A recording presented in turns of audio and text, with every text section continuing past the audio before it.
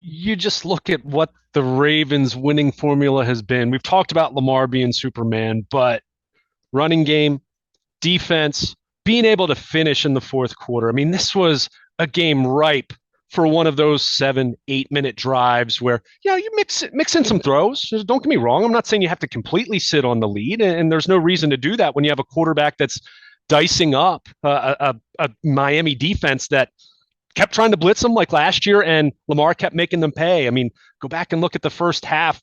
According to Next Gen Stats, Miami blitzed him on 10 of 13 dropbacks, including all 3 touchdown passes.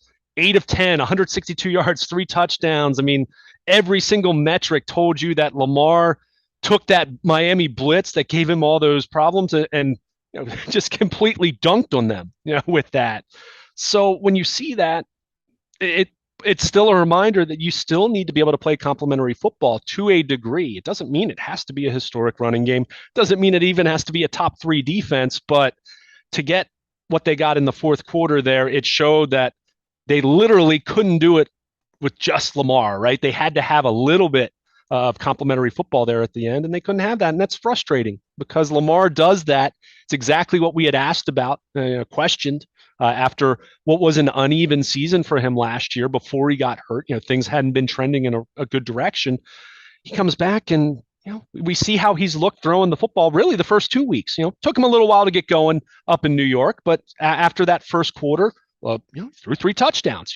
Can't argue with that. So it's just frustrating because you have this guy who is so special, who does things that no one else can do.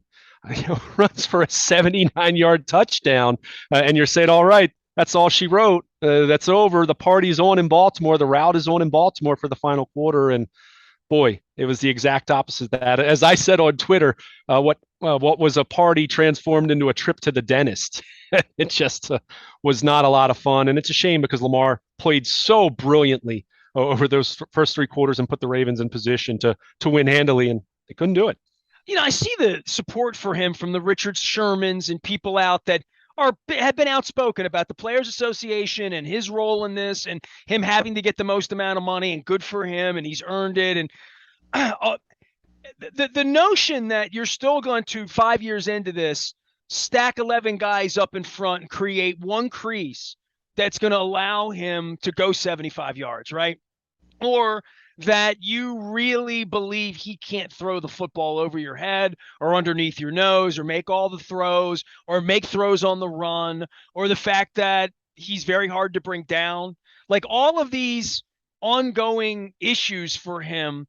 But his beauty in being 38-12 or whatever that gaudy number is, that's one of the 3 of the going back to Danny White. I remember the team that Danny White inherited from Roger Staubach back in the early 80s. But I would just say for him, checking every box and every challenge every time, whether it's his coaches from high school saying he was that way in the beginning, and where they are with him now, that this is still happening, that he can still read a play and go 75 yards if you let him.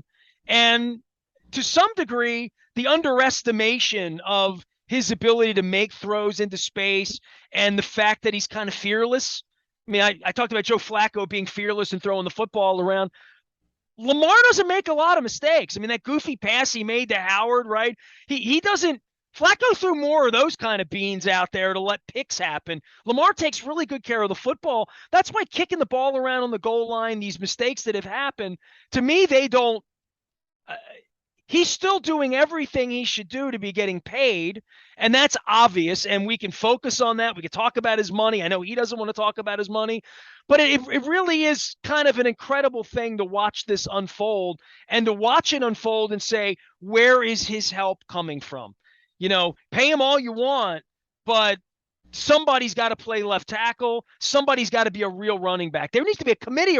This worked with Ingram, Gus Bus. This worked when there was a committee, and he was still running the ball 8, 10, 12 times a game and was a threat to do that. I think they've worked him into, he's not going to be a guy who's going to run into the line of scrimmage anymore. He knows that's not good for his future. He talks about being a billionaire. You can't do that with a broken leg, right? So his game has been adjusted so many times, and there's been so many challenges for defensive coordinators to try to stop him, and yet he still went out and put up, big crooked numbers on them with touchdowns on Sunday. No question about it. It's a reminder that a lot of people say a lot of dumb stuff about Lamar Jackson in between these performances, whether we're talking about the typically the off season, right? Because that's the longest stretch of time you go without seeing him play. And people think that, remember way back when it was the Chargers defense that they played quarter, right? They had 7 defensive backs on the field, and that was the way that solved Lamar Jackson. Well, we found out that wasn't really the case, and most teams don't have the personnel to play that kind of defense and be successful in the long run sense. His struggles against the blitz were real in 2021. Go look at the numbers. It wasn't just Miami. However, go back and look at his MVP season. Teams blitzed him that year. He killed them. He killed the blitz. So this, and you and I have talked about this. And look, if you want to sit here and say you don't know if Lamar Jackson's going to be an elite top 5 or top 10 quarterback when he hits his 30s and inevitably his speed is diminished, knock yourself out, I guess. But in the meantime, while you're continuing to dwell on that, not you, I just in a general sense, when people are continuing to dwell on that, boy, you're missing a hell of a show here, because this guy is special and he's a pleasure to watch and he's exciting. He's the most electric player that this team has had in its history, with apologies to Ed Reed, who did similar things on the defensive side of the ball, but he wasn't handed the ball pre-snap, right? I mean, it was a little different element there. So, Jacoby Jones, you can name some other guys, but no one. Lamar is one of one in that way. And I saw a stat. Sunday was his 3rd game with 3+ passing touchdowns and 100+ rushing yards, which is the most by any player in the Super Bowl era. Not a big surprise there, right?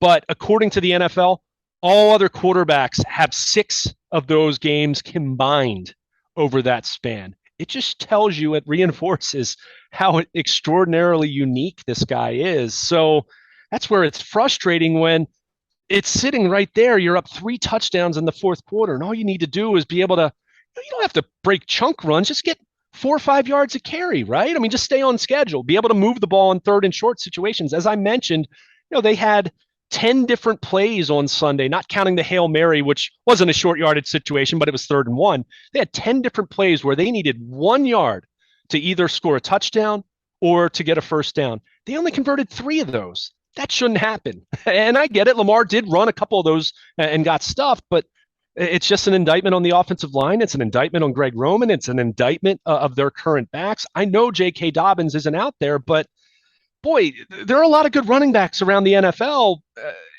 If it is Kenyon Drake and Mike Davis, and I'm not saying it is, but if that were to be the problem, then what are they doing from a standpoint of player personnel? So you just look at that, and then you look at the defense and all the resources pumped into that, and to not be able to back up Lamar just enough to secure a win in the 4th quarter on Sunday, it's wildly disappointing, because even as special as Lamar is, or Patrick Mahomes, or Josh Allen, name your Aaron Rodgers, whoever you want to name as far as your favorite quarterback in the NFL, they don't do what Lamar did on Sunday every single week. That doesn't happen every single week. So when you get a performance like that and you look at the final numbers and all the records and everything they did, and then you say, they lost the football game?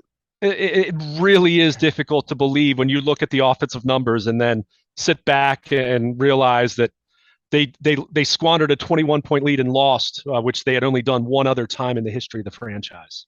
Luke Jones can be found at Baltimore Luke out on the interwebs. I can be found out at Baltimore Positive. I have inked a column called Columnist. I've also addressed Chad Steele taking my press credentials at length. If you have not read that, I would greatly appreciate that, as well as some feedback on what we're doing around here. Revamping the website, lots of things happening, including the Maryland Crab Cake Tour on Friday at Cooper's North up in Timonium, all brought to you by the Maryland Lottery. I'll have some Raven scratch-offs to give away, as well as a Goodwill. Window Nation still doing great deals here for football season. Make sure you're checking them out, 866-90Nation. And the Restaurant Association of Maryland, reminding everybody it's Restaurant Week here. Get out, take advantage of chefs showing off. Get out and support local businesses. If there's that restaurant you've been wanting to try, this is the week to get out and try it, all right? Luke's around, I'm around. We're going to continue to unpack the mess of a very, very messy week and a trip to Foxborough, and the Bills are coming down the line, and it's football season. I'm Nestor. He's Luke. Stay with us. We are WNST, AM 1570, Towson, Baltimore, and we never stop talking Baltimore